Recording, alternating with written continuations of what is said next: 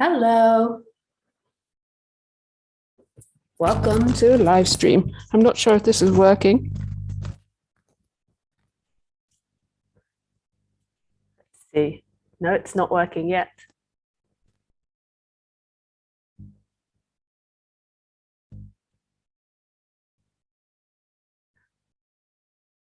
Oh yeah, it's working. It's working, Andy? It's working for me.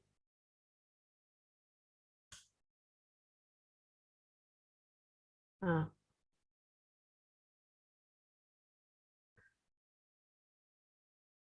Well, nice. Welcome. Yeah, this is very strange because it's streaming, but it's not streaming there. Huh.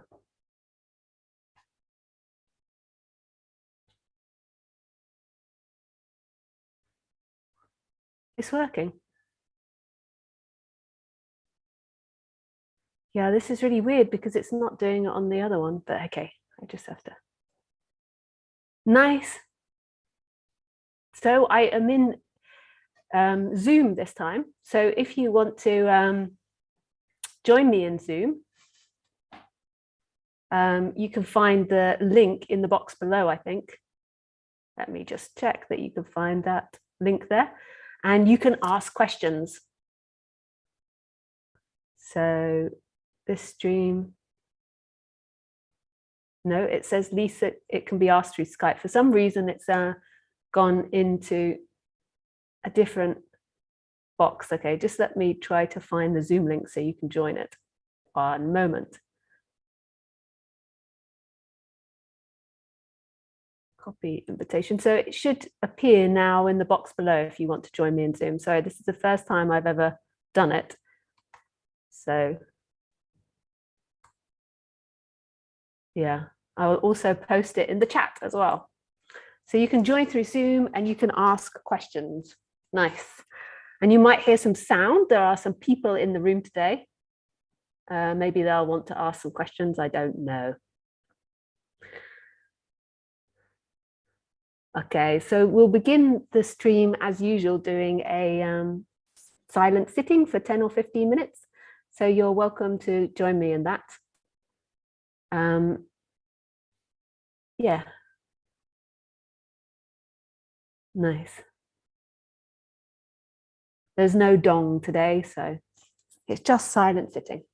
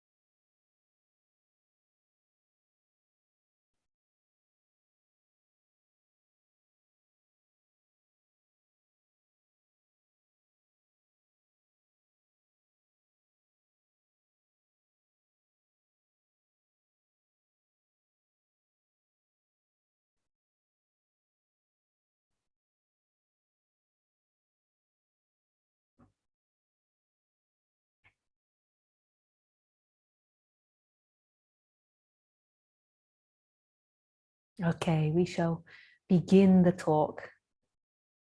So nice to see you. It's really nice to see the people in Zoom. That's super lovely. Welcome.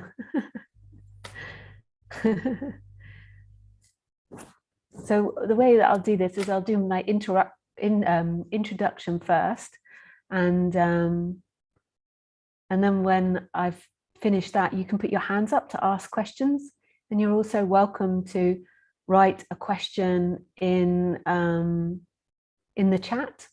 And the people that are watching through YouTube, they can either write in the chat on YouTube or they can write in the chat on Skype. But no calling in through Skype well, for today, we're going to just try Zoom. The Zoom details are in the box below, so you can join if you want to ask a question. Yeah, okay, let's begin. So the title today is called, What is Unconditioned Love? Oh, I'm sorry, I'm streaming the wrong thing. I'm sorry, I'm streaming all you people. Let me work out how to not do that. I think I do speaker. Yeah, sorry about that. All those people hoping they're invisible, you've now been streamed. So if you don't want to be streamed in Zoom, just turn your video off and change your name. I think you've got permission to change your name. Yeah, nice.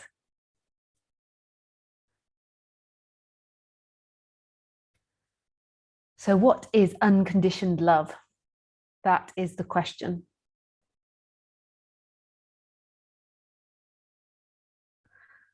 So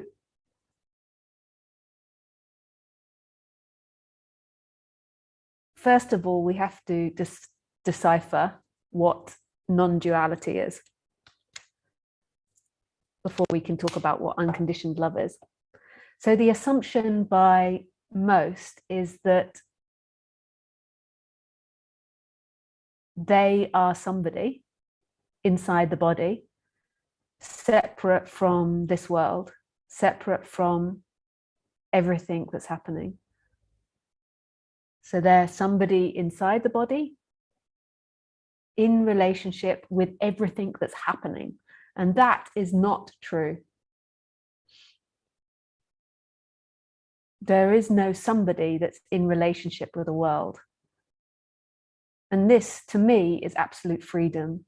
Knowing that, not intellectually, but an energetic shift which can just transpire, is absolute freedom. It's not freedom in the personal world. It's not the person having freedom. It's freedom beyond the person.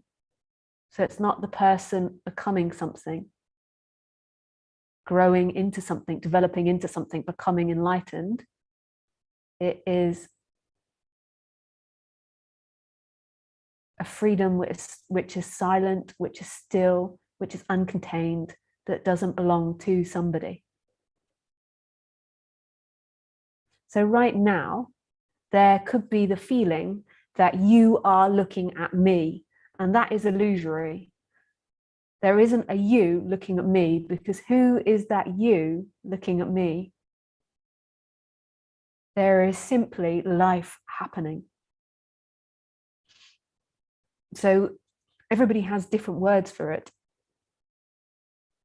and different ideas, but that which is looking, the consciousness, which is not a thing and all things, which is not a subject relating to an object or seeing an object, is not inside the body. It doesn't belong to you. It's not in there. So for most people, the consciousness feels like it's sucked into the person, like it belongs to the person, that it's inside the person, and that the person is conscious. Whereas actually, the whole world is conscious. Everything is conscious. In a way, calling it consciousness is a step too far, but it's what everyone's used to. And so why not call it consciousness?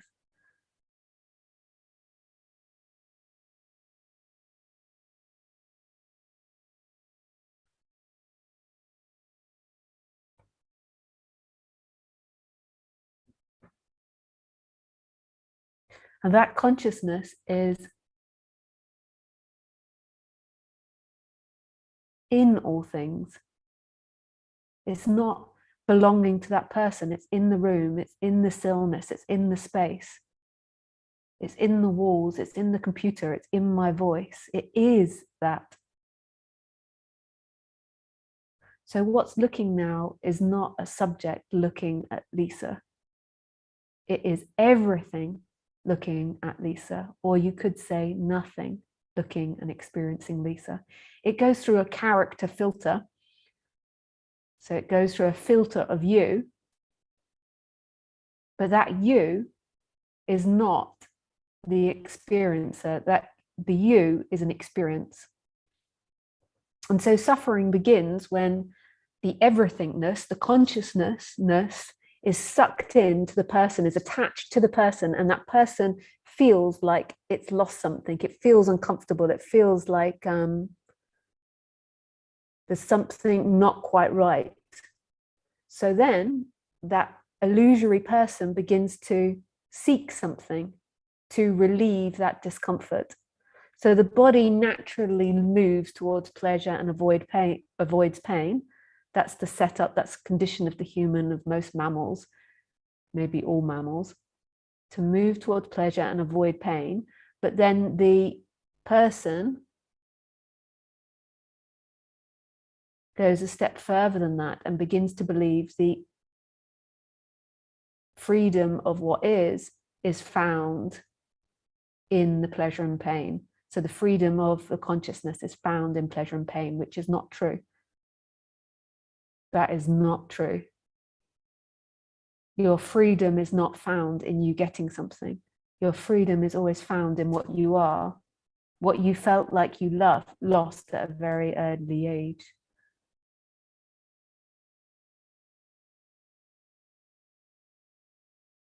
And this is absolute love. Yeah, baby, yeah, it is love. I'm getting a little used to having people in the room. I can't quite see them because I've got a big light in the way. And speaking to people in the computer, it's a little abstract. My head keeps wanting to look around to look at them. Hello.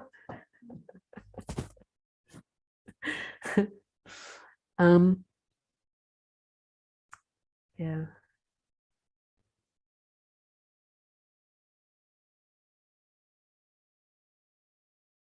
So that is absolute love, the unconditioned looking that's not sucked into the person. When it's sucked into the person, then suffering arises because you're looking for that unconditioned love from the non-duality in duality. You're looking for it in a thing, whereas it's actually in all things.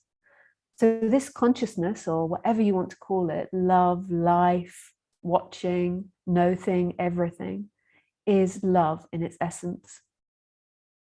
It embraces everything and rejects nothing. So look, that's the experience. Like, does this reject anything? And the answer is no.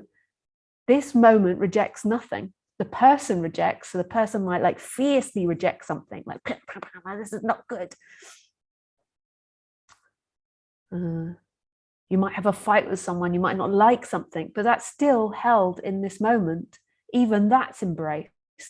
Rage, anger, like smashing up the room, not getting what you want, getting off your head on alcohol, whatever is really destructive to you, this moment doesn't reject. So you might be rejecting everything, the person, the character, but this moment never rejects it. Even in a car crash, in the worst situation you can think of, in a war zone, this moment doesn't reject it. It's here embracing everything, all of your bizarre character quirks. And that's what's so fantastic about it. Everything about you is completely accepted in this, but it's not you experiencing. You have never experienced anything. You are an experience that can only be known when that's really seen, or that only be like, you can't intellectually know your way to that. It's like really seeing energetically, like, this shift that who I am is everything, which is love. And all things are embraced in that, including all my character dynamics and my partners and my parents and my children, everybody's dynamics. This is freedom.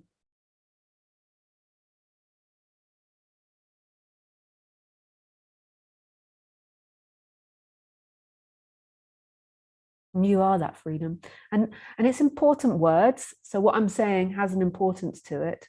It's not like I'm talking about chicken pox or mumps or diarrhea. So there's importance to the words, but the most important thing is the resonance. And that resonance might not happen in everybody. So some people may resonate with me. And it's like, it's this coming out of yourself, this expansion, this love, this knowing of what's being talked about beyond the words. And there's something about this mixture of speaking about this subject from somebody that's seen it or knows it, even though it's not really somebody, but it's that can call people. It's like a bell, like ding, ding, ding, ding, ding. Here we are. This is it. This is freedom. And it's absolute unconditioned love. It's not asking you to be anything. Lisa might ask you to be something, but the essence, which is speaking now, is not asking you to be anything. It accepts everything. It's not about how many times you can run around a special mountain or how much vegan food you can eat or how nice you are. You can't work your way towards this.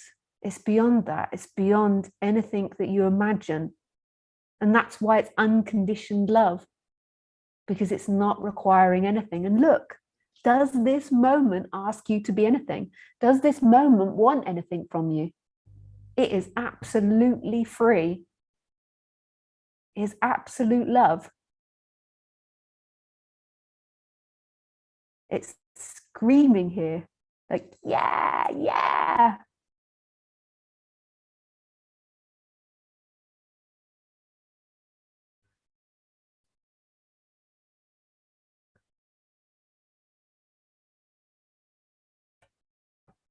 Yeah, yeah, yeah.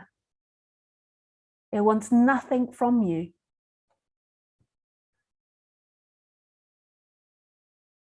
Just this, just what's happening. And the mind comes up with all types of ideas, all types of bondages of what it has to do to get to this. But it's not about the mind. What is experiencing that? What does the mind appear in?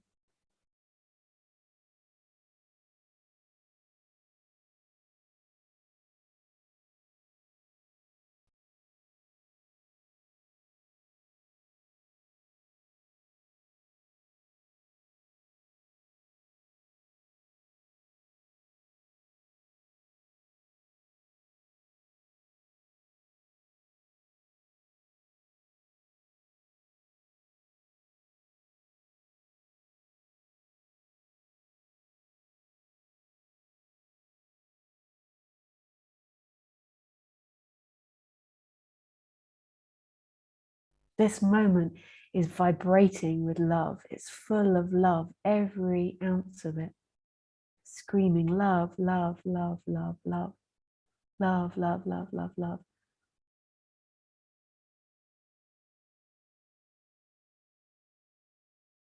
And the person, the identification sucks that in and feels like it's in relationship with things and then tries to find the answer in things. And that's inherently uncomfortable. It's like, and it's a misidentification, a misfocus. And then that person really believes in its story and suffers. And it's not even that it really believes in it. It's just that that becomes really real. It's like you're in a fog of you. Like everything is about you. If you feel good or you feel bad, what's happening internally or externally, what your life's like.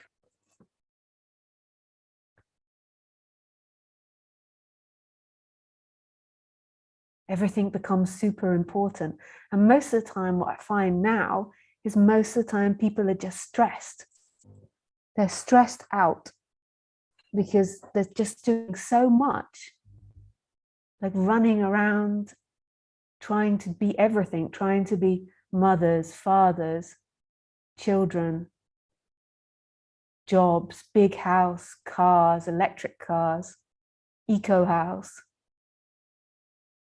like trying to be all these things. And it's so super stressful to be all these things. And they just become dead.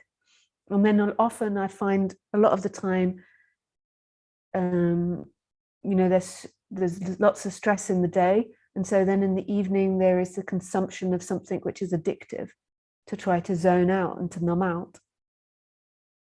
And then a kind of lifetime passes like that, running from one thing to the next thing, just trying to keep on top of things. And then in the evening, numbing out on something. Because they have such a strong urge inside them that if they don't do these things, life will get them. Whereas life can't get you because you are life. Your essence is life, not as a character, not as a something, as no thing. Is this moment rejecting anything?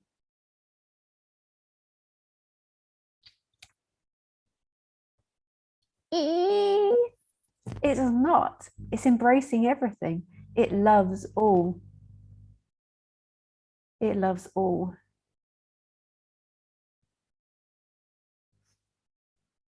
And this is all you've ever wanted. It's all anybody's ever wanted. But everybody's just set up in a certain way.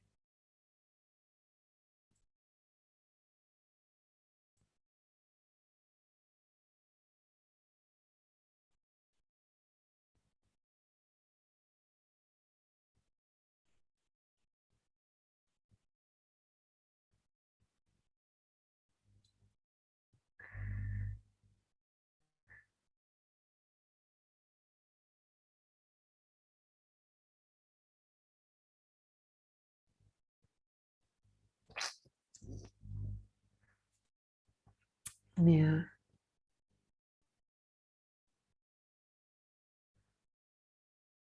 There is nothing you need to do to be free, because there is no you. There is a character, but there is no you. By the way, if you put the chairs down to go out, it's really okay. I can't hear you. Just as a side note, in case you're afraid to put the chairs down, they're squeaking.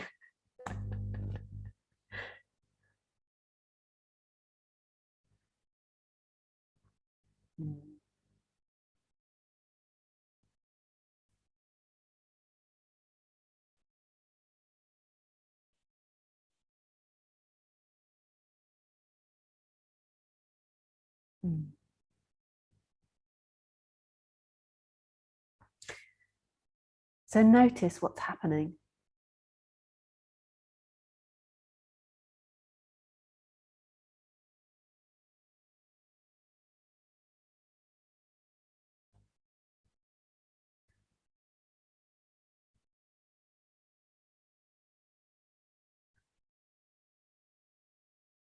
So you're sitting there and the body wants something. Maybe they want me to give you something, or you want me to give you something.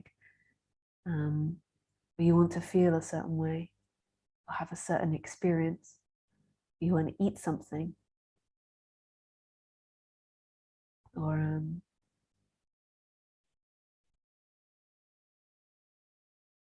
yeah, you want something.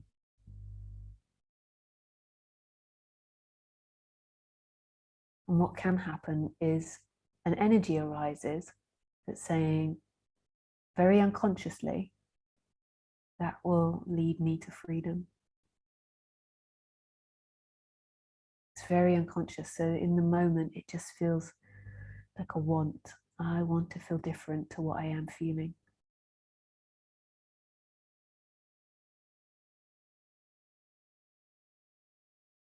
I want to be different than what I am. I don't want to go back to work tomorrow. I did it. All these different things.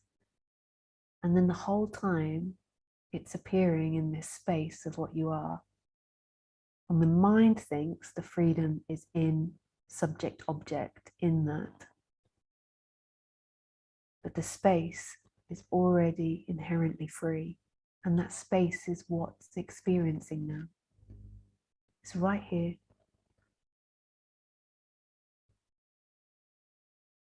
Right here.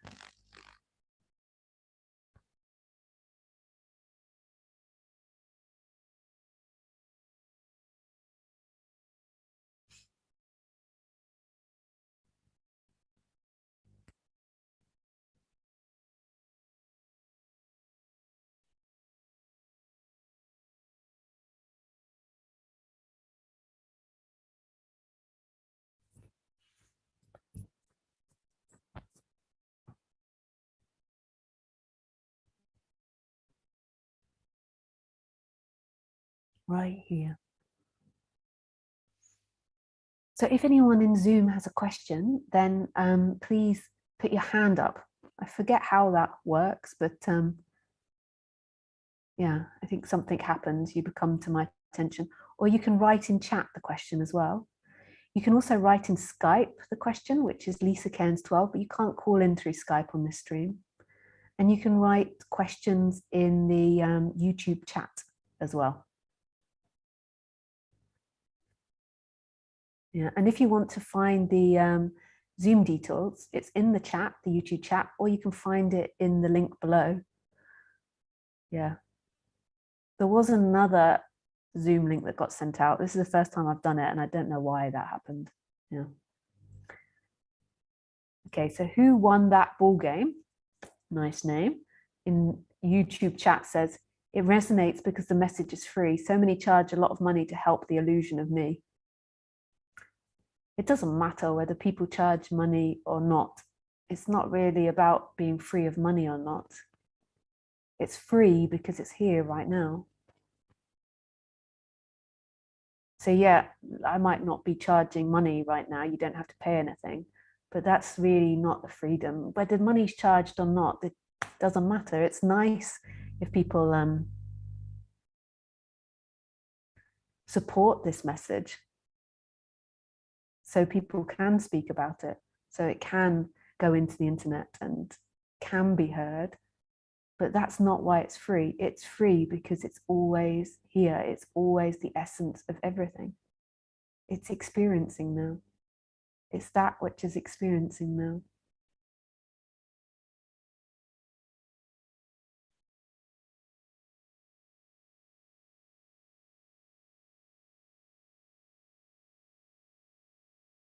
Can somebody just put their hand up in Zoom, even though you don't want to speak, but just so I know I can see it. Oh, Nick Kaz, yeah, thanks. I can see it. Yeah, okay, so I know where that happens. Yeah. And you can turn your video off if you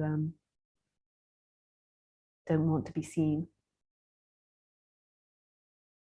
So chat, somebody sent me a message, but I don't know where it is.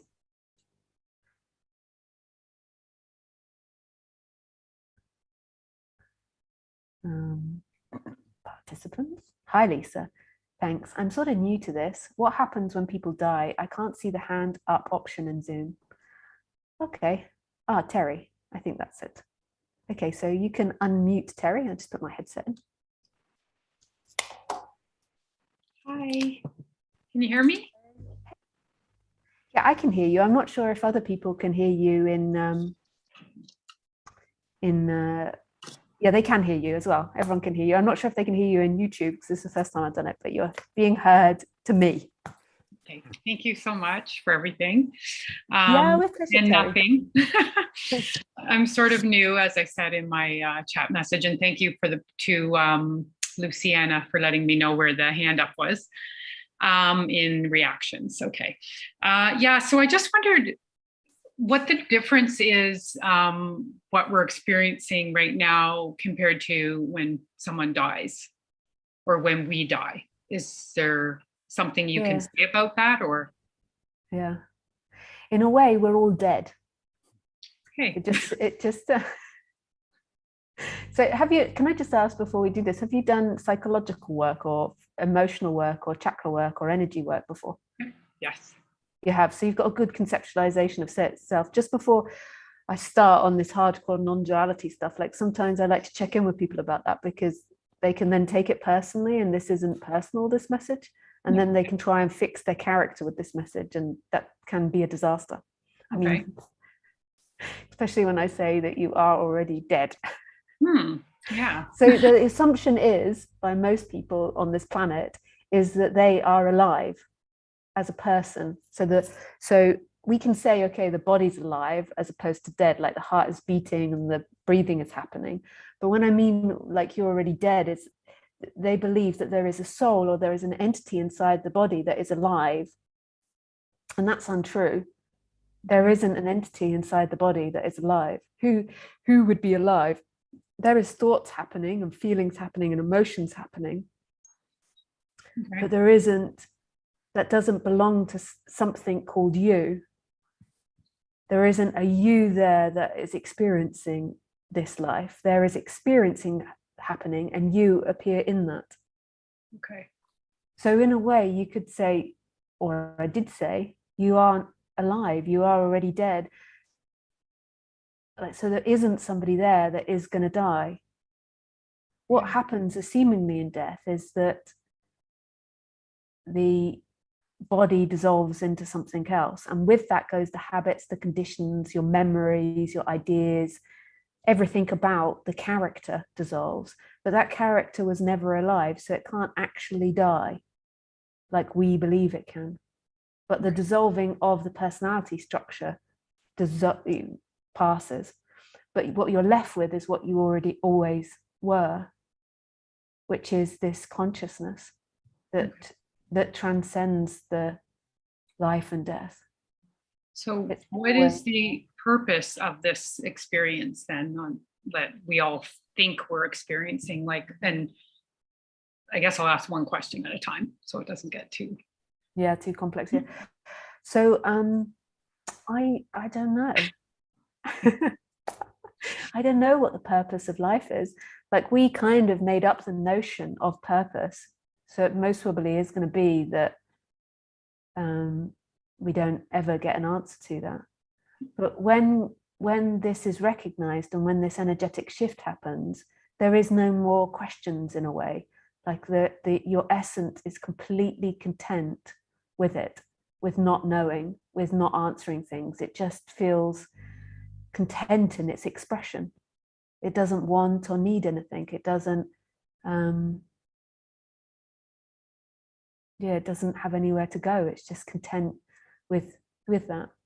A bit like, do you do art or anything like this, or like I understand that feeling of in the moment like that.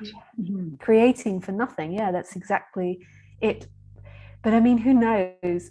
Like, we can't ever look outside of ourselves and look at the purpose of consciousness, because we are consciousness. So we can't step out of it and be like, what is the purpose? We can tell ourselves nice stories. Like, a lot of people like to tell the story that this creation is all about waking up to oneself. And that's a nice idea, but I can't guarantee that's true. That's nice. I like it. I could go with that. Okay. So, but like, I don't understand, I guess, what the purpose of doing anything is then, or having any direction or things that make you feel good in normal life. Like, I'm excited because I'm going to start doing art and I'm going to start taking classes or whatever, and it makes me feel good. Is that just like a temporary up and then down, and then that's what we're trying to not do? The purpose of you as a human is to be fully you as a human. What's happened to most people is they're not fully them as a human. They're living through the narration of themselves. So they've been told, all these romantic, grandiose stories of what they've got to be, and then they kind of like get confused as to what they actually are. And what we are on the human level is to move towards pleasure and to avoid pain. And that's different for all people. So if there's an enjoyment of painting, then there would be an assumption that painting happens. There also is the gathering of nuts to eat for the winter. So, like, I mean, like gathering money. Like, so it's to be fully yourself on the human level is the purpose. Just like a dog is to be a dog, a wall is to be a wall, a human is to be a human. But we get mixed up with the storytelling and being ourselves. So we want this grand story of, yeah, finding the most amazing lover, the most creative job, the most amount of money. There's all types of things that we tell ourselves, like to save the planet, to help other people. And it doesn't mean that that doesn't happen, because that might be the natural urge of the person. Right. It's just that it's coming back to that natural urge, rather than this identification of doing things for the idea of a story, and for the idea that you will find love in that, like you will find home. Right. So but this is all very unconscious. Yeah. So sort of just going about the things that you feel drawn to sort of organically, and not comparing yourself or feeling stress, or just if something feels not the right thing, then just don't do it. Well, that's very complex. So if I said yes to all of that, that could mean so many things to different people. And I could be saying yes to somebody who's like, yeah, it feels good to kill myself now. Right. Like, so that was a bit complex for me to answer. That was too many things. Okay. But what I would say is like, is right now, who is it that's experiencing Lisa? Who is it that's watching Lisa? And where is that felt? And that's an actual question to you. Mm-hmm. Okay. Who is? Well, me. And where does Terry feel like she is? Here. I don't know if you can see me. In the heart. A lot of people point to the heart area when I ask that question. Do you feel like you're in the heart? I guess so. Yeah. So Terry feels like she's there. So if you just close your eyes for a moment and go into the sensation of the heart, where is that heart sensation happening? And you can answer that. Yeah, it's like not here. It's somewhere else. Everywhere. Yeah. Yeah, you cannot find it. When you do that, it feels a little bit more like a nothing, like an empty, like a space. Yeah. So when you do that exercise, okay. Yeah. Yeah, and it's the same for the looking. Like, it's just the looking is so confusing, because you think you're seeing all these objects, but actually it's the same. Like that everything is happening in this looking, which is all things. And so that's the most important thing, is to really see this and to really resonate with this. Like and then it will become more clear, the character, and when the character's seeking and not seeking, when it's in a natural flow or less in natural flow. But the most important part is to really see that who you are isn't a limitation and isn't a place, it's all things, everything. And that's absolute love. So does it make, when you are able to maybe understand this better or something, does it make it easier to say, feel a way to the right things in life, including like the right partner? Like, can you be with the wrong partner, or are you just looking at it wrong because you're not really looking? Are you feeling it wrong? I don't know how to say it. Yeah. When this is really seen, then it's really clear it becomes more clear when you're seeking, or when seeking's arising. And there cannot be any wrong or right. There can only be what's happening. So the most important part is that. But what's coming up, I would say, is like a wanting a direction. But who is it that wants a direction? Right. And who is it that's convinced that that direction will bring me freedom? What will bring you freedom is always this moment, is always the empty looking, which is all things and no things.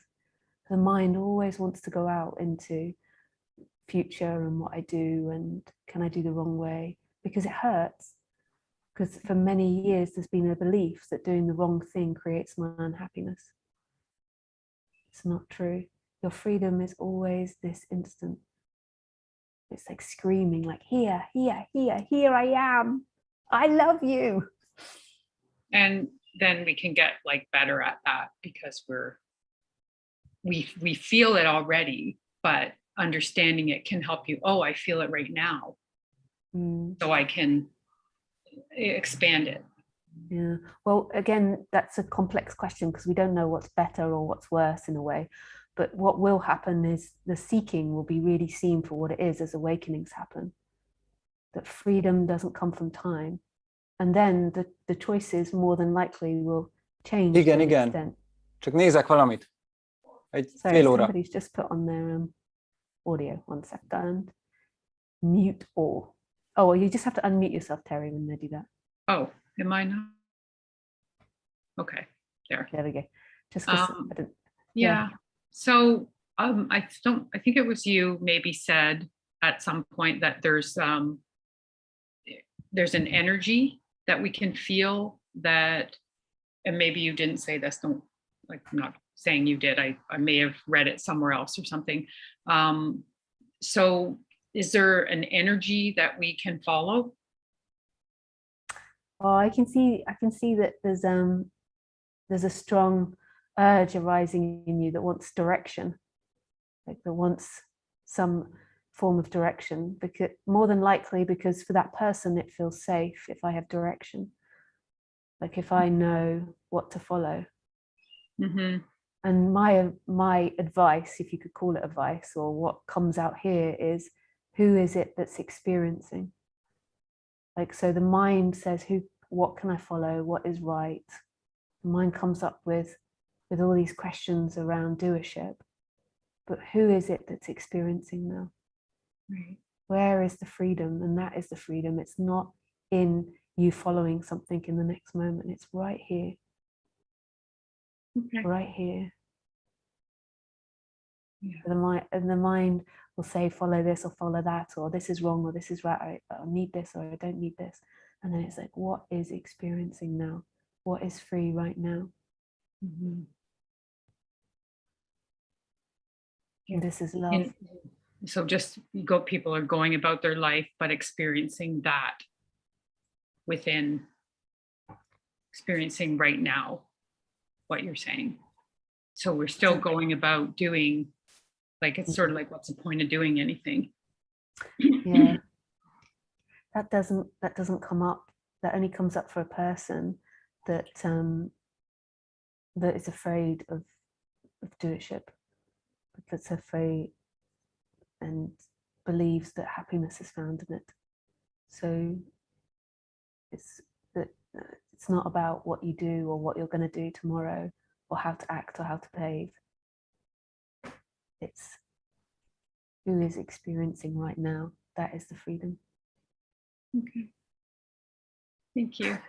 Yeah, with pleasure, Terry. Thank you. Lots of love to you. All the way from Canada. Yeah, and you're the first person that I've ever done this with in Zoom. Oh, so, wow. You are my first time. That yay! Weird. That's neat. Thank you. And it worked. Yes. Nice. Thank you so much. Terry. Yeah, thank you. Bye. Bye. Okay, so you can mute yourself now, Terry, and now I speak to Art. Hi, Art. Good morning. I've listened before. I've never. One second, Art. Sorry. Just to let you know that you do know that you're seen on YouTube live, and it'll be recorded and kept on YouTube forever. That's acceptable. You can turn your video off if you feel, but I just feel to tell because it's a different way of doing things today. Thank you for telling me. I'm not overly concerned, but I appreciate the advisement. Yeah, and everyone can see your beautiful cat needing something in the background. Yes, happy. He's like, she's having an active morning, and I believe getting ready to rest. Oh yeah, so sweet. Sorry. Okay, to your question, I can't help it. It's so cute, the cat. Thank you. I'm glad I clicked in this morning. I've listened to you in the past, and I appreciate what you have to say. I was speaking online with a friend about a condition that I seem to have, which is, and she was sharing this feeling. She's just a fellow traveler with me, and the feeling of wanting something to be different. And the tools that I've been taught to use are to recognize and see that wanting as this narrative that you've referred to, and tell myself that I'm not that's not me. For me, something that I could term as spiritual growth is the recognition that these things that happen in my mind, a felt sense of wanting something to be different, it's there and it's real, but it's not necessarily good guidance. Or, it may be a feature of the human thinking mind. I call myself Art the action figure. And that's the mind body apparatus that seems to want to listen to that narrative or be guided or informed by it, and recognizing that that's not me. That's just something. Yeah, that's something that's appearing. So if we just stop for a moment and go back to the wanting. So the wanting arises. So I separate it out. So the body has a natural desire. So you have a natural desire. The most easy one to understand is like to go to the toilet. You have a natural desire that arises to eat. Eating's a little harder though, because it can sometimes be with addiction. You have a natural desire to get up and move after a certain amount of time, a natural desire to turn on maybe the computer. Some of it might be mixed with seeking, but there is like a natural desire that arises in us. And that's dependent on your conditioning and your genetics. So it's dependent on seemingly everything that's come before, and simultaneously it's appearing spontaneously out of this moment, which is crazy, but that's the way it is. So so you've got that happening, and then you've got seeking that happens. And the seeking part is the belief that the food or the watching this live stream or these things, these wants, will bring you freedom. So it's not inherently desire that's the problem. This is just my way of speaking about it. Other people will use different words. It's the seeking that comes with the desire, and the seeking then attaches you into this body, into consciousness. The seeking and the consciousness kind of become one and the same thing, and then it makes it feel like somebody is experiencing this life. It's a weird phenomena that arises. So, and that seeking is very automatic. It's been happening for many years. Mm-hmm. So you're right. So the seeking arises, the desires arrive, even the desires rise, but it's not you. It doesn't mean that you don't act them out or you do act them out. It's just that they're not you. They're an experience happening in you, in this, in who you truly are. So they're arising in this, and they're arising for no one. They're not actually you. Most people take them to be you, to be them, and then it becomes super important to be seen as successful or to have an amazing car or to have an amazing house or whatever it is, because it's seen as them. But none of them are who you are. They are arising in this, and they're totally free, and they're irrelevant. They're only judged in the human sphere of storytelling, of myth making. It's not a thing. Excellent. Yeah, the way it was explained to me by one teacher is that the problem is my connection with that I'm connected to this idea. Now my cat wants to get involved. Yeah, of course she does. Yeah, she's like really blissing out. Is it a she or he? It's actually a he, but I'm not so sure. I moved into this house and he moved in with me. I just pulled up a U-Haul trailer and parked it out front and said, I live here. I didn't go out and get a cat. It got me. Anyhow, it's my attachment to those thoughts, and my growth is the separation from those thoughts. And I listened to a guy called Sam Harris, who's pretty famous, and he does these guided meditations where he invites the person to observe a felt sense or a thought or something like that, and then ask what is looking, where, exactly, what's observing it. And he points out very gently that it's not something that's located between my ears or behind my face. It's just this consciousness that's pretty All much things, everywhere. yeah. It's So everywhere. Yeah. And there's two things that are happening when you're listening to Sam Harris. There is the intellectual understanding of that. So the mind, the personal awareness, and the thinking mind are recognizing that. They're understanding that. It's being interpreted. So the character understands that. And that in itself is a relief. Mm-hmm. But the understanding of that is a relief for the character. And then when he's doing this as well, what else happens, which is the magic, is something is waking up that has seemingly been hidden by the attachment.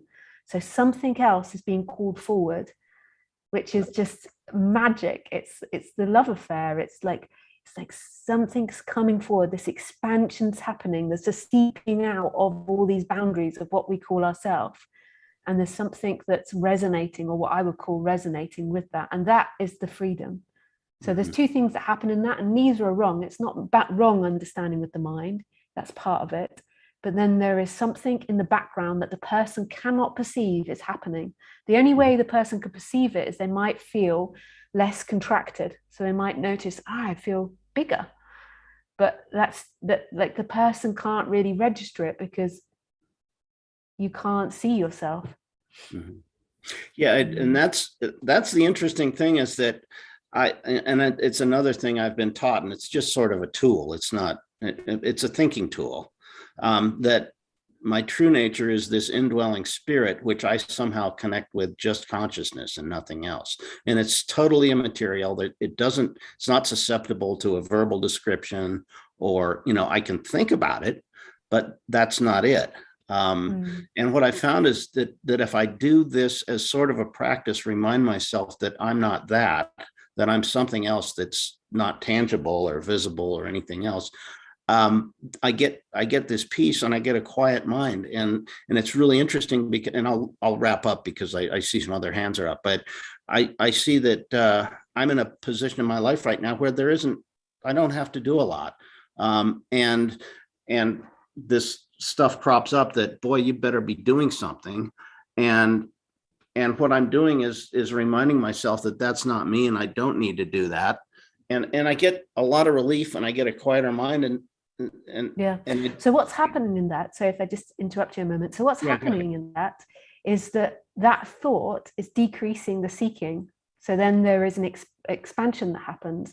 So that thought isn't actually like bringing you back to who you are, because it can't. That's all in the story. But in the story, when you start telling yourself that, then the person feels more relaxed. So the idea of doing comes up, and then the idea of seeking comes up. So it's like it quickly comes up, and it then contracts. Like the seeking makes the contraction and makes you feel more contracted, because you're saying to yourself, like, there is something that I'm missing. It's very unconscious, and there's something that can kill me and can hurt me. And then in those thinking, like there's nothing I need to do, or reminding of this subject, there is a relaxation in that, and then something else comes forward. So it's not really you getting something, and it's not really you doing something. You believe you're doing something. It's just that this is becoming more present because of the person settling down, but it's not your doing. And that's often the mistake, is the person always thinks it's about me and I've done something. But I'm not criticizing it. Like if that happens, like go for it. That's beautiful. But again, and also the thoughts that come up to do that are something that's happening, that's coming from this undivided space. It's beautiful. That's beautifully said. I thank you for that. My ego wants me to become the spiritual athlete, that I've really accomplished this wonderful set. And as soon as the person thinks it's got somewhere, then you know that it's the mind, because it's being experienced. So as soon as that comes up, there is something that's experiencing it. So therefore, that cannot be the truth. That's just a thought that comes and goes. So the truth is always silent in a way. It doesn't say anything. It's just here. So it's like, do the walls, does the room, does the silence care whether you as art get something? This moment is just free. And then the mind comes up with, I've got this far, I've not got this far, I'm good, I'm bad. And it's always appearing in this vast emptiness. And this vast emptiness is just watching, it's just experiencing as love. And it doesn't reject or validate or need or not need any of that. That's all floating through like clouds in the sky. Yeah, non-judgment. Thank you, Lisa. I really Yeah, appreciate pleasure, Art. Yeah, lovely to speak with I'm you. glad I showed up this morning, and I'm going to mute myself and listen, and I think the cat will also. Yeah, thank you. Bye-bye. Nice. Bye. Okay, just let me check before I take the next question that everything is running and working. Yeah, everything seems to be working. Cool. Okay, so you can put your hand down now, Art, and then we go to Ewan. I think that's how I say his name. Hello, you can unmute yourself, Ewan. Ewan. It's Hello. Ivan. Did I say your name correctly, Ewan? Yeah, Ivan or Ivan. Ivan. Yeah. Nice. It pronounced differently in German. No. How do you say it in German? Ivan. Ivan. Okay. Nice. Yeah, I just want to say hello. Hello. Yeah. Yeah, hello. This is it. This is it, baby. Yeah. Yeah. Okay. Good. It's fine. It's Yeah. fine. I appreciate this conversation. Yeah. Yeah, me Yeah. too. Ich auch. Good. Nice. Okay, you can hold the next one. Yeah. Thank you. Bye. Okay, so Dennis, you can unmute. You can put your hand down now, Uven. Hey, Dennis. You have to unmute yourself, Dennis.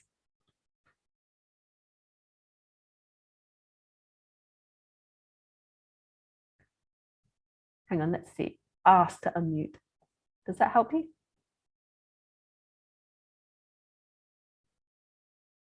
You didn't have, you can't unmute. Yeah, sometimes Zoom does that. I get stuck, eh?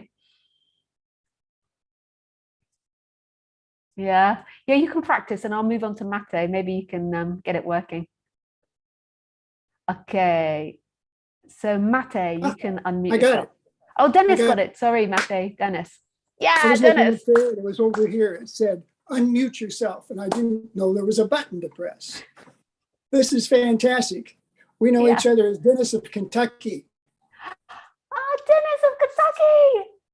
Finally, Lisa, I of see wherever you. you are. Lisa, of wherever you are. This is so Lisa such a of blessing. somewhere in the world. Yeah, really Where are you? beautiful. Where I'm are in you? France at the moment. France. What part? The south of France. Okay. Well, I just want to say is hello. It's so great that you've started it this way. This is the way to travel. This is the way to communicate. Builds a community. So thank you so much. Yeah, pleasure, Dennis. Yeah, lovely. Thank you. Okay, Mate. It was so nice to see Dennis. All these years of Dennis from Kentucky. And then finally I see him. Okay, nice. Mate. Is it Hello, my turn Mate. then? Hi, It's Lisa. your turn, Mate. Hi. So I was doing the Osho chakra meditation at your advice, actually. Right. And I was like, I don't believe in this kind of stuff, but I did it anyway. And it really, it really did a few things.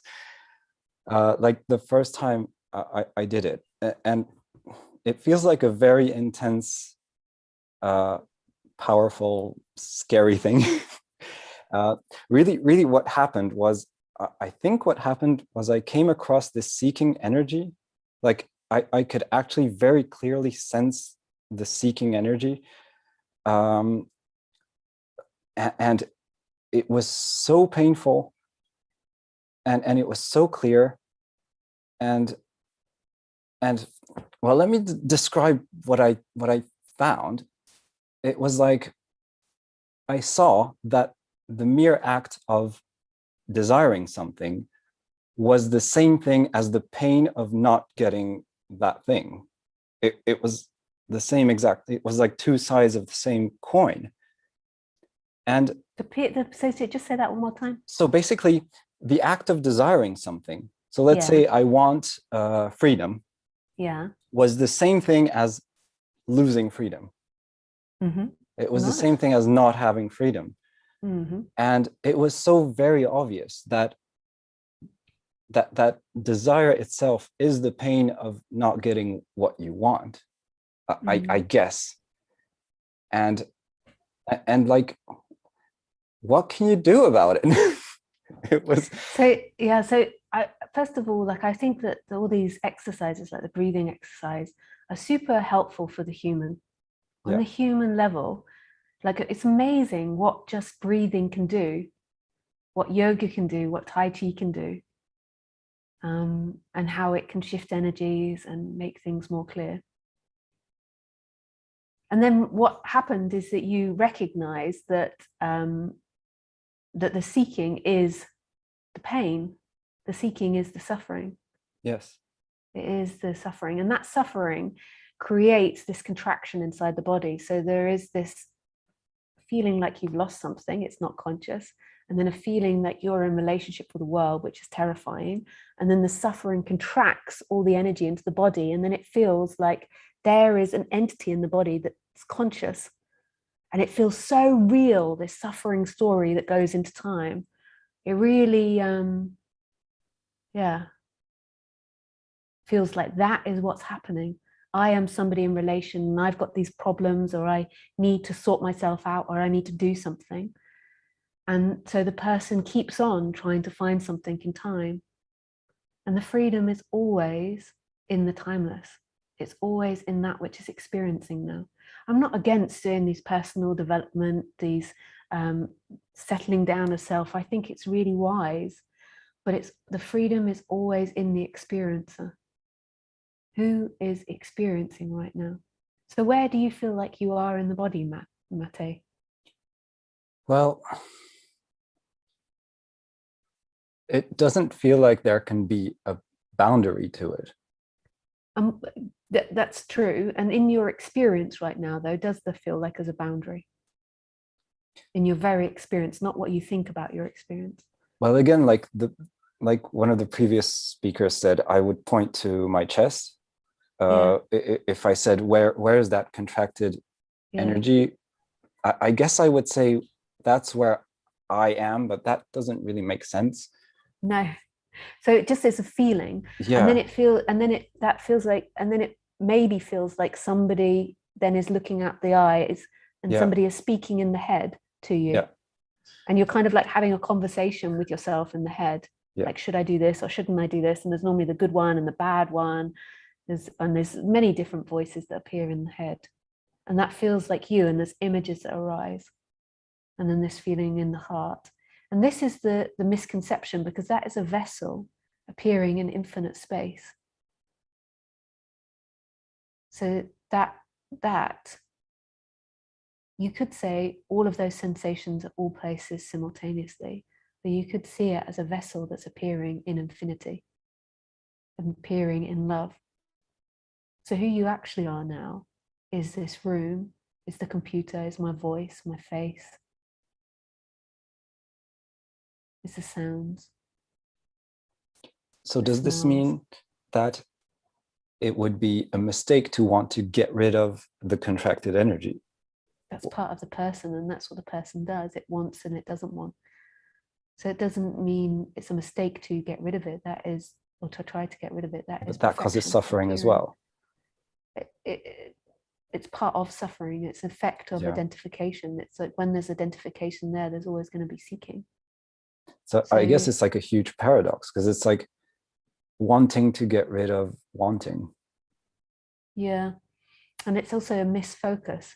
So you're focusing on like wanting to get rid of focusing, you're focusing on wanting to get rid of wanting, whereas that's a phenomena appearing, and your freedom is that which is experiencing that phenomena. So it's like you're focused on the activity. It doesn't mean you don't do the activity, like do the breathing, do the yoga, do all these things. Like that's super wise to help the human become more balanced. But you're getting lost into a story of what you should or shouldn't do, what you should or shouldn't be. The freedom is always in the experiencing. It's right here. It's right now. It's in the room. So you're focusing on what to do. Whereas the point is what you are. What are you? Who are you right now? No thing, not a thing, and all things. And this is experiencing itself.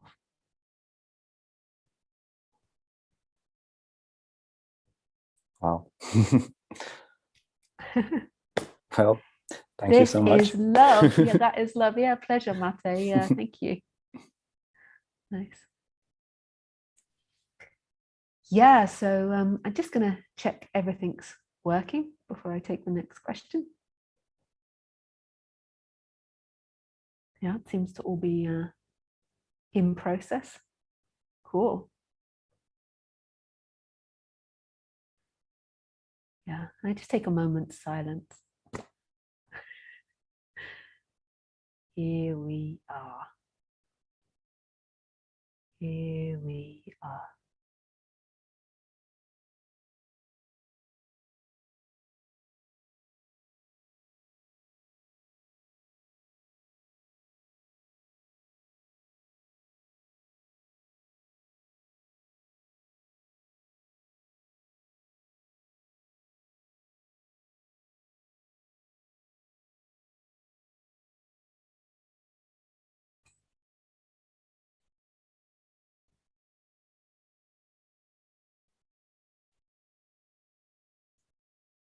Okay. So next question is from Oshin. You can unmute yourself. Hey, Oshin. Hello. Hey. It's an ocean. Ocean. Oshin. Oh, yeah, that's right. Ocean. Oshin. Nice to meet you. Nice to meet you too. I'm listening to your YouTube videos for a while, and I wanted to share an experience and that I had recently. Like a few days back, and even now, I feel like this body of me is doing things on its own, and I'm not controlling it. Like the hands are moving on its own, the legs are moving on its own while walking, and the activities are all happening on its own. And it's so shocking and surprising to me. And during those moments when I'm experiencing or feeling that, my mind is just completely silent, and it is very wonderful at that moment. And it is existing for like a few minutes. And I see around other people too. It feels like everything is happening on its own, like and automatically. Yeah. So I wonder if this is Yeah, true. beautiful. Is this true? Yeah, Is this everything true? is happening. Everything is happening by itself. So it's like when I was younger, I remember like when I was really young, like 6 or 7, we used to walk down this alleyway on the way home, and it echoed. And I remember walking down there and just looking at my legs and being like, my legs are walking. My legs are walking. And I kept saying to my mom, my legs are walking. And I was just amazed by this. Everyone most probably thought, well, this girl's a little bit special. Like 6 or 7, my legs are walking. But I was just totally amazed by the fact that they walk. And that's what's happening to everybody now. I mean, I know everyone's sitting, but maybe you can relate to the breathing. The breathing is happening.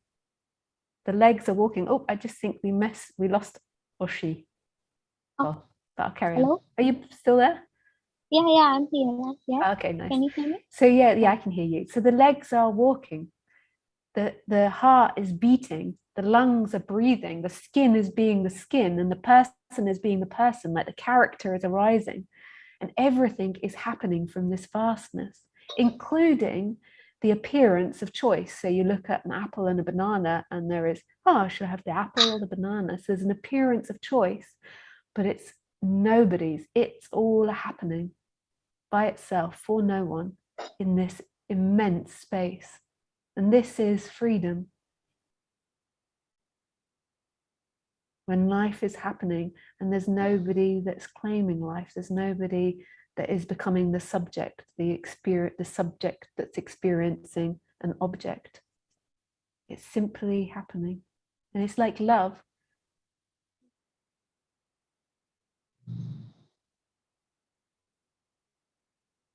It is love.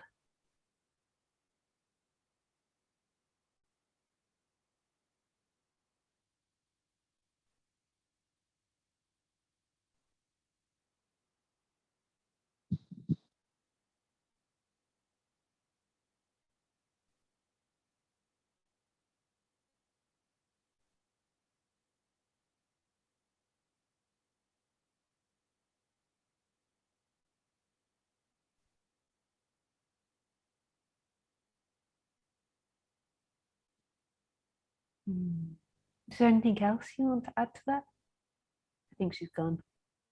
Yeah, hello. Oh, hey, you're still there. Thank you for answering this. Yeah, Feeling thank happy you. right now. Thank you. Yeah, it is love. Nice. Yeah, thank you. Yeah, if you could just mute yourself now. Okay.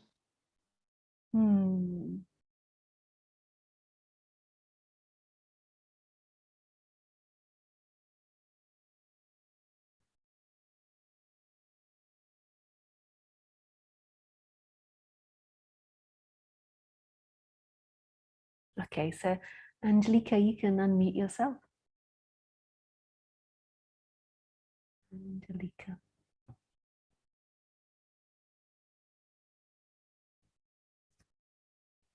I can't hear you, Angelica, if you're speaking, but you're welcome to unmute yourself. Okay, we'll move on to Mohammed. You can unmute yourself. Hi. Hello. Hey, Mohammed. Hi. How are you? Yeah, very well, thank you. How can I help you or not help you today? The message says there is no one. There is no one to help. There is no one to get help. I listened. I don't know if I exactly say that myself. So there is an appearance of a character that might want help or need help, and there's nothing wrong with the character appearing to get help. Yeah. But the character isn't the experiencer. The character is an experience appearing in this. So there's nothing wrong with appearing to do practices, even though it's not really somebody doing practices. There's nothing wrong with asking for help. There's nothing wrong with doing all these things. Like, in a way, that's beautiful, and that's like love, like kindness, like improving yourself for everybody else, for society, for the interaction. But it's not somebody doing it. It's a happening, just like the tree growing and the wind blowing and the sun shining. And then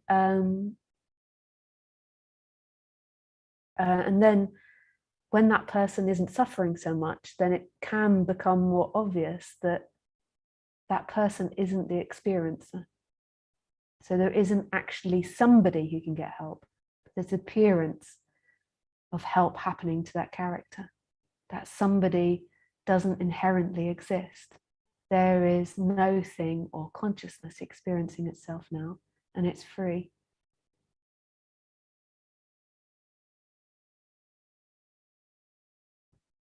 Yeah, I hear this message from Mary, from different speaker, and for her, and before from Eckhart Tolle and Osho. I listened to Osho, and I still listen to Osho now. And he says the true meditation when there is no one meditate, when meditation happen by itself. And I can see I recognize that, but it's happened. I now it's clear that hearing happen by itself, seeing happen by itself. I don't do anything. This character don't do anything to hear or to see or to when there is pain or emotional pain. I don't do anything to feel the pain. When there is pain, the feeling happen by itself. Right. Yeah, but there's the but. The seeing happen by itself, by awareness. But the seeing happens by awareness. Yeah, I haven't started that seeing happen by awareness or life or nothing. Nothing it's seeing, nothing it's hearing. Yeah, but so for me, it's clear that hearing happen by itself. But okay, why I feel I'm not that live, that nothing that is hearing happen by it. Yeah, because there's identification with the body. So there is seeking and identification with the body. And there's nothing wrong with that, but it just feels like suffering. Yeah, so because I feel that seeing happens through this eye, through these eyes. And yeah, seeing happen by itself, but so for my language.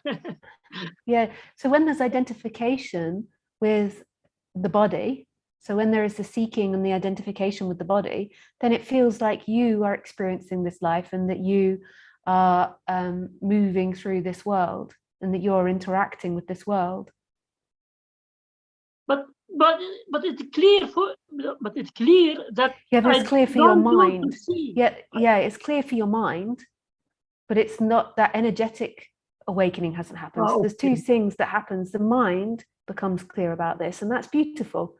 This can be, if it's heard in the right way, it can be very relaxing for the mind. If it's taken on as a way of behavior, then it can be disastrous. But often what it does is it relaxes the mind, this message intellectually.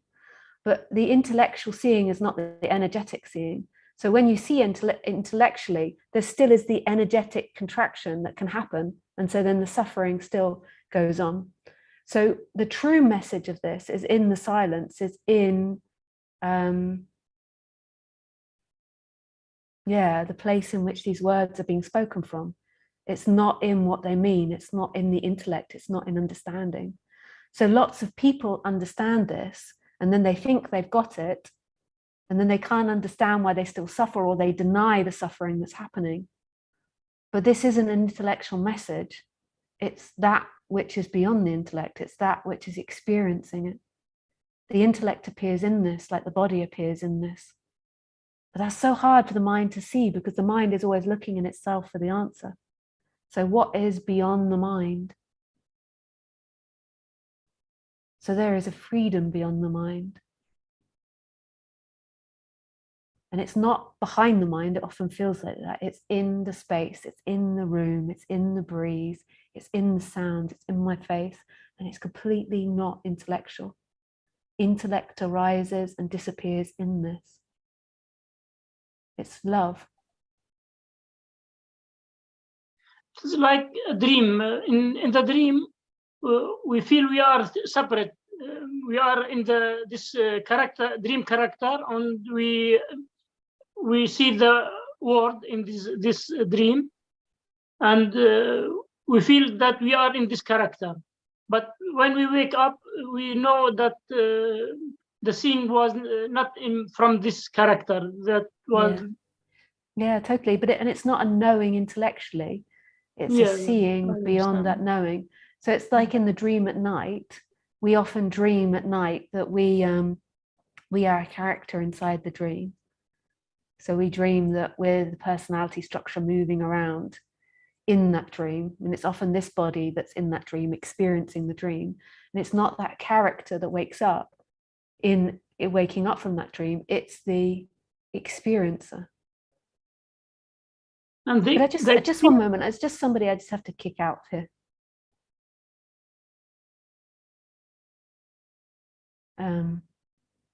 Just one moment.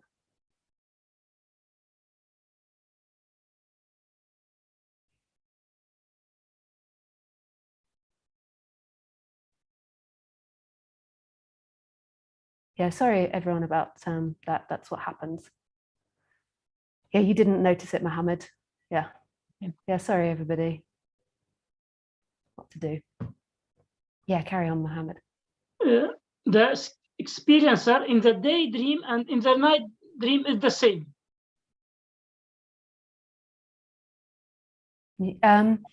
Yeah, sort of. It's a similar mechanism. Yeah, there's a dream happening. There's a dream happening right now of you that's going through time. But the experiencer in this daydream is the same experiencer in the night dream. I compare it with the dream, and Osho also said that when you look at this life as a dream, awakening can be happen. It's a dream. Yeah, it's a dream. Everything about your life is a dream. It's not real. It's thoughts and images are appearing now. What is real is this moment, only ever this moment. Always this moment. But this moment, your dream character, it's different when awakening happen. It's sorry. It's what's happening. There's only what's happening. But for dream character, it's different. Yeah, that's I think that you're trying to understand with the mind now. So what's experiencing these thoughts that are arising? Like who's experiencing it? So the mind is thinking and the mind is wanting to work something out. And that's beautiful. That has its place. And who is it that's experiencing, or what is experiencing that right now? I don't know. The experience. And to go to the experience rather than thinking, like just have an examination. So you say that, but just sit here. What's experiencing the thoughts? Who's experiencing the thoughts?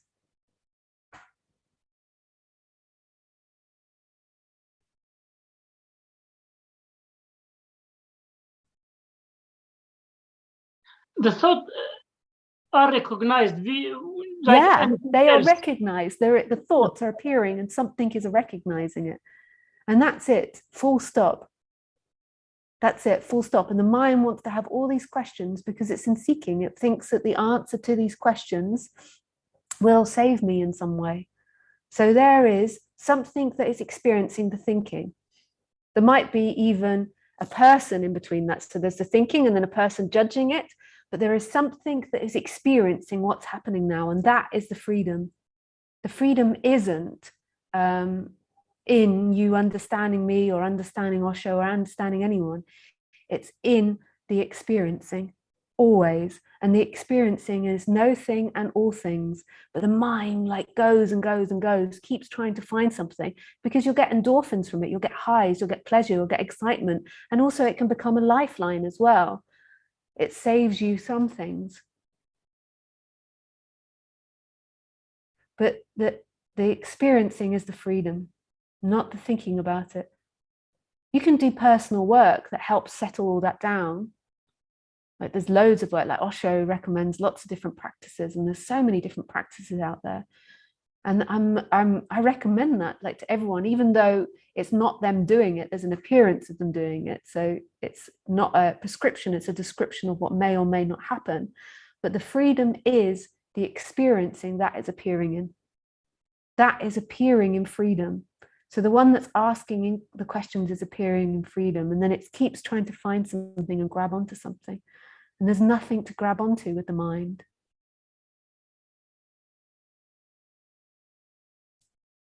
Thanks. Yeah. Thanks so much. Yeah, thank you, Mohammed. I'm you. sorry that I got a bit distracted in the middle of that. Thanks for So my thank you. language. Yeah.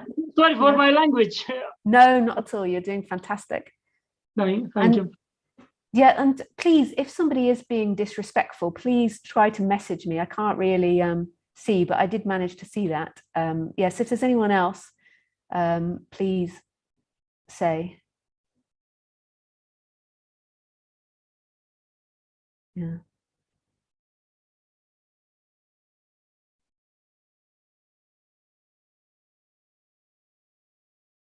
Yeah. Okay, nobody in YouTube knows about it, but sorry to everybody in Zoom.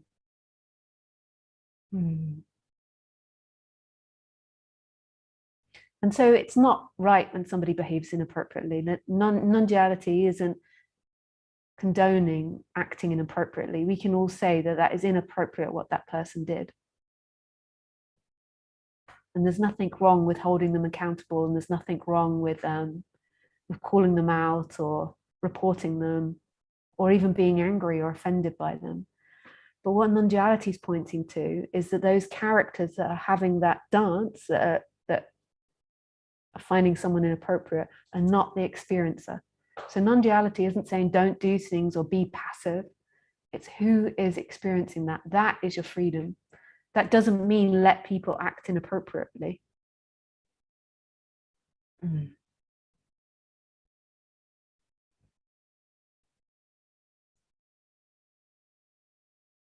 Yeah, not about them, but about this moment. That experiencing is the freedom. The experiencing is the freedom. Yeah, baby, yeah. And just to let you all know, anyone that's in Zoom can potentially be on YouTube if you've got your video on. So turn your video off if you don't, because it's really hard for me to control.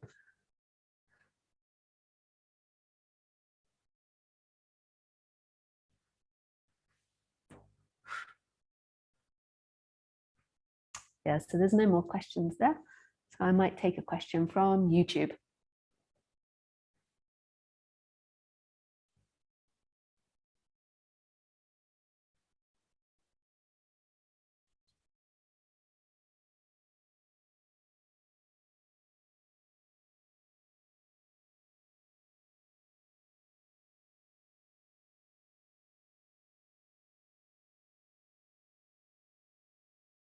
So has anyone got a question on YouTube? There's lots of chit chat going on.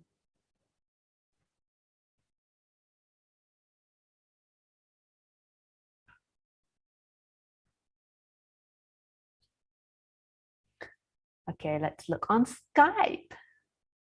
Hey, Isabel. I love you, Isabel. Hi, Lisa. No question. Just wanted to share a huge thank you for your courage and perseverance in speaking about this subject all this time. Though I'm relatively new to your work, I can see how you've taken on a lot in teaching this. It means so much. Oh, thanks, Katie. Beautiful.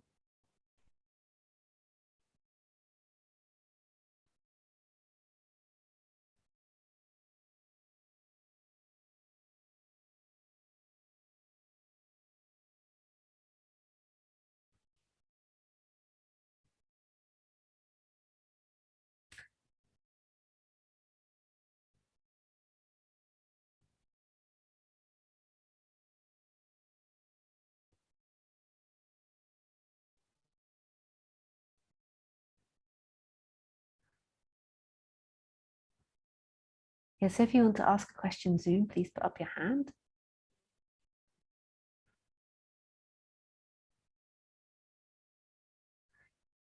Is universal, this is from Daniel, bombastic. Is universal awareness the ultimate? So I don't say awareness, I say personal awareness, which is a personal thing, but there is this consciousness that is looking. But this consciousness is not a thing. If you believe that consciousness is a subject that's in relationship with an object, then that's not it. You could also say that the consciousness is what life is doing to itself, so it's not the ultimate, but it is the ultimate, as in, like, that is who you are. That is like who you are is experiencing right now. Right now.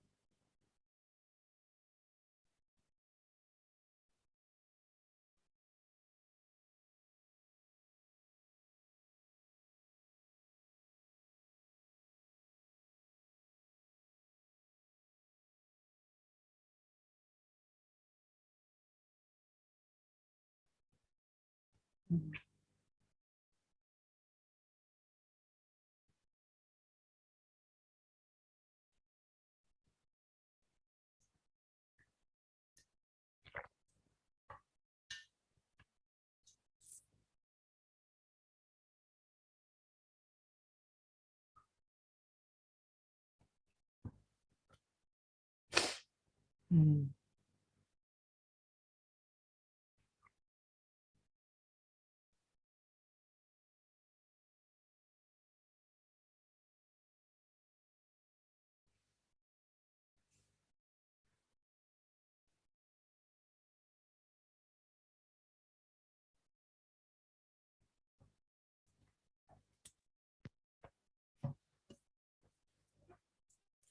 Okay, then you can unmute yourself. Hello. Here I again. Yes, So here we there are is again, no or just one point. time. Yes. There's really no point to hang on this story that I'm a big meditator and I am doing this for someone. There's just maybe the question, who am I?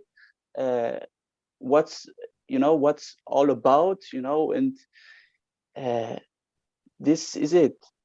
Yeah, well, but the thing, there's no point of you hanging on. It's like the person believes that it's in control of this life. Like there is no point of me hanging on to a story or not a story, but that's either going to happen or not.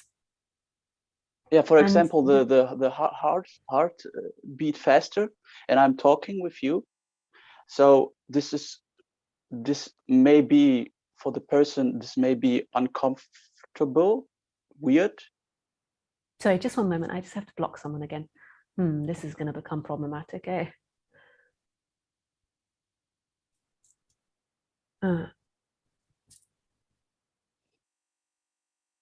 Okay. Yeah, okay. I forgot what I said.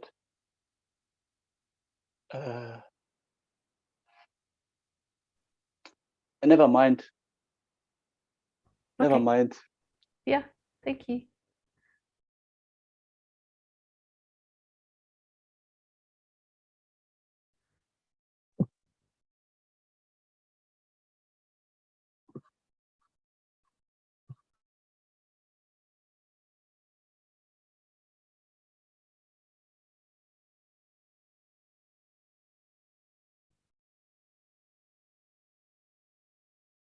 So this is from Miss Sam. So you can unmute yourself. Hi, Lisa. How are you? Yeah, good. Thank you. How are you doing? Very nice. Thank you. First of all, before anything else, I bow down to the Buddha inside of you. Well, me too in you, Miss Sam. Beautiful. Thank you. So a universal desire always has been there to one day finally, maybe if the universe allows it, to actually get to be in your physical presence. So that's just a slight little tiny prayer that's in there, and yeah, it's up to the universe if it allows it. Well, we're in each other's presence now. We are. Yeah, but that tickle, that how cool would it be if that could also happen? Like, you hear Osho and Krishnamurti, and then you wish, like, oh, I know all that you're saying, it's in me too. But how beautiful would it have been to actually be just in that energy and getting to see even the actual Buddha himself, But you know that what you see in me and what you see in the Buddha is what's experiencing now. It is, yes. So, But so the character desires to meet me, and the character desires to meet the Buddha and feels like it's cool. And then there's something that is watching that, and there's something that's experiencing that, and that is free. Absolutely. Now, but That is free. from the human side, so that's what's experiencing me now. It's not the character that's experiencing me. So that's experiencing my voice and my face and the sounds in this room is the Buddha, is that Buddha nature, is that stillness and that freedom that you seek. So the character then comes in on top of that and then has all these questions and ideas and wants and desires, but that person is never experiencing. So that person doesn't hear my voice. That person doesn't see Lisa. That person is an appearance happening. What truly sees me is freedom, is the no thing, which is everything. And that freedom just wants to say gratitude. Freedom doesn't have anything it wants to say. Speaking happens from the freedom, but freedom has no objective. It's just spontaneously creating. It has no objective. So the character wants to say thank you, and that's so appreciated, and that's beautiful, and thank you. It's like beautiful to talk about this subject.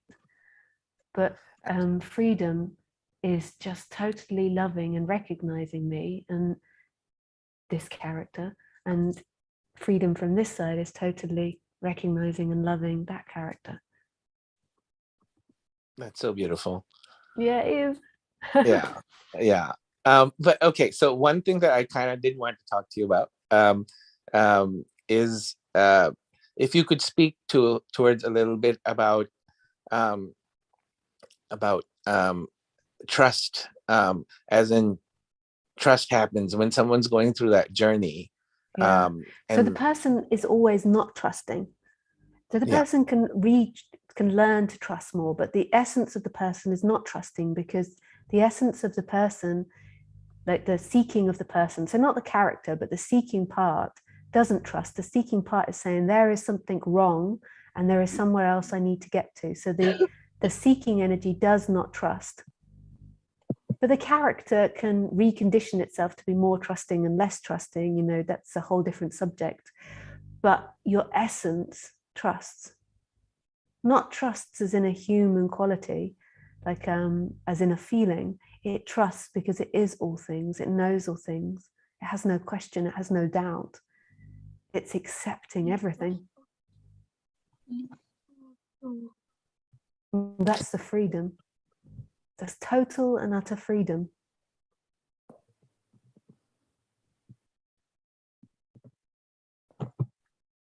And so the thing that we also notice on the human experience is that you doubt, and you kind of want to trust, and you don't believe in something, and you're in a situation, and then what's so weird is some energy somehow just comes in time and again, saves you, and you continue. And then so it's so funny on the mind part that it still wants to doubt, and then when something else goes up and down, it starts believing like, again, the whole thing is going to fall apart, and then it doesn't. So I guess eventually trust starts happening. Yeah, trust can happen in the person. And when the person becomes more expanded, then there can be a sense of that trust that's beyond the person. Yeah. But what you truly seek is this moment, is everything.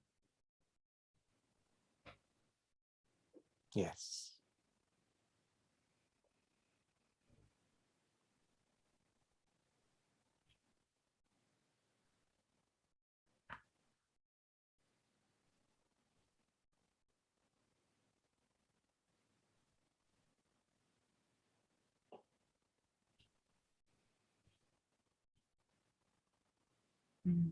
Just one moment.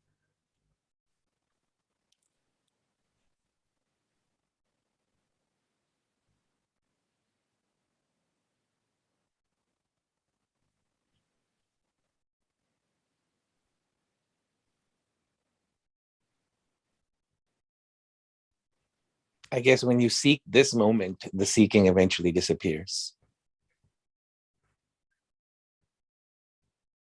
Sorry, just having to deal with some of the chats in Zoom. So say that again. I said, I guess when you realize that what you're seeking is this moment, then that seeking disappears into the moment, and the seeking ends. Yeah, and the seeking ends. It's not somebody that realizes it. It is here. It is you. It's not somebody that realizes it. There's a moving out of the way, and this is revealed that it's always been this freedom. You're always this freedom. It is love. It is beauty. And even if you have mental clarity about it, the energetic element still has to dissipate. Yeah, the mental clarity can help settle the person, but it's better if you want to settle the person to do more of the energetic therapeutic stuff.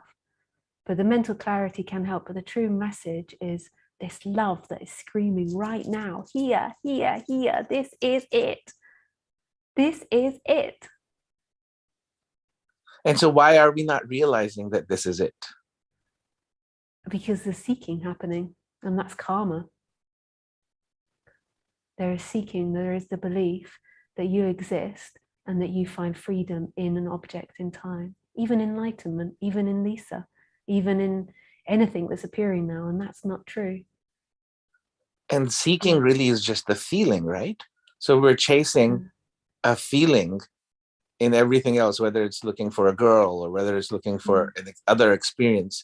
It really truly it's like a down to contraction. It's a contraction prior to the Yes. feelings, and then the feelings come to that. Yeah, but yeah, it's a feeling. It's a feeling of there is something wrong. or I want something. I want it. I want to go to there's this something place. wrong, and then I want something, and it's nothing. It's not the want that's a problem. It's the belief that the want will give you freedom. Very true. And right, when you get that want, then you want something else. So the wanting continues. Mm. And so a step behind that is the contraction. Yeah. And so why is that contraction there? Karma. Because this karma. Explain. Do you mean by karma, lifetimes of actions, or by karma, that energetic flow? I mean everything that came before, apparently came before. But couldn't that be instantly dissolved? I mean, I guess it could be as soon as you wake up to it. Anything can happen. And in a way, there is only this moment, but anything can happen. There is only this moment, and there is freedom there, but there is this energy which is saying it's not, but anything can happen. Exactly. The freedom is screaming to you right now, like here, here, here, here, here, here, here. And now your mind is trying to get something to try to dissipate that, but it will never work. What is experiencing that? What is experiencing that? So the person is like trying to find something, trying to find a solution, but what knows that? And also that contraction, that karma, so something is identified with it, and therefore it's stuck with it. And then it goes back to what you're saying. So that awareness that's there in the background, kind of like a silence, but still a presence that's there. And it's not connected to anything, but it's just seeing. And it's experiencing itself, and it's no thing and all things. And then what happens in that is your mind wants to get something. Your mind wants something. So now what is, and this is an actual question for you, what is experiencing now?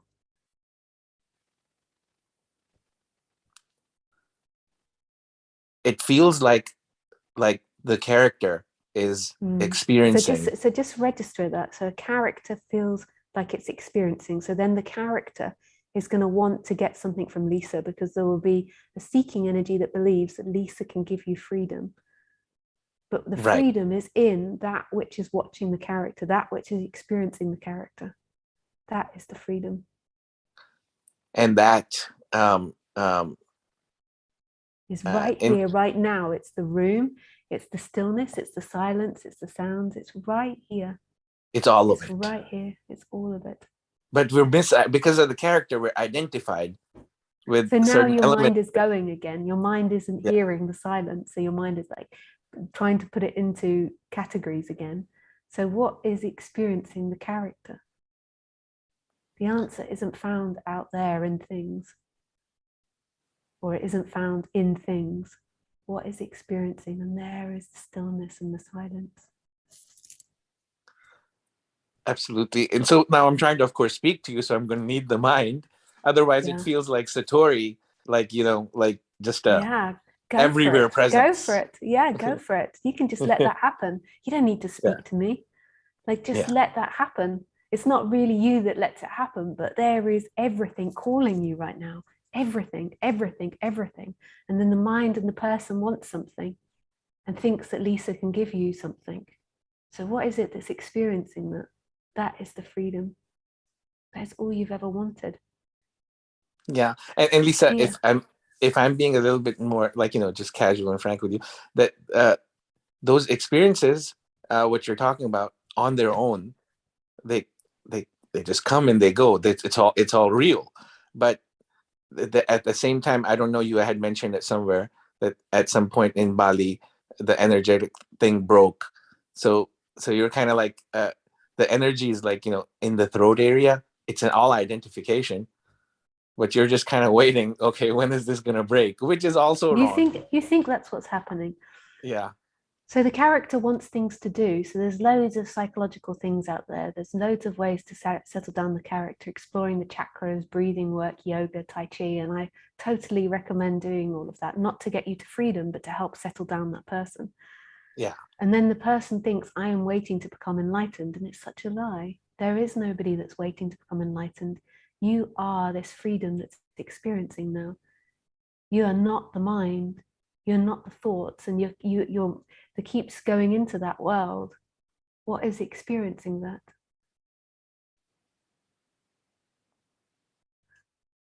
Nice, but maybe that's enough now. We're coming to the end of the talk, the live stream. Thank you so much, Lisa. Yeah, love pleasure. You. Yeah, love you. Thank you. Love you so much. Bye. Nice. Bye. Yeah, cool.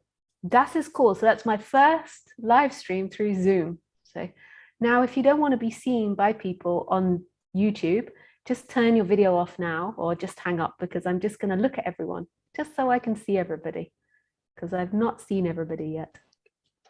I just have to work out how to do that. But just make sure that you're muted, please. I can hear everybody, or I can hear someone. Mute all. Okay. I don't know how to do that. To look at everyone. Here we go. Gallery. Yeah. Hey, nice to see you all. Yeah, really beautiful. I think there's more on another page, but I don't know where that is. Yes, I just see you. Yeah, thank you very much. And I really wish you everything. Yeah, not just one thing or two things or three things, but every goddamn thing. Yeah, nice. Bye.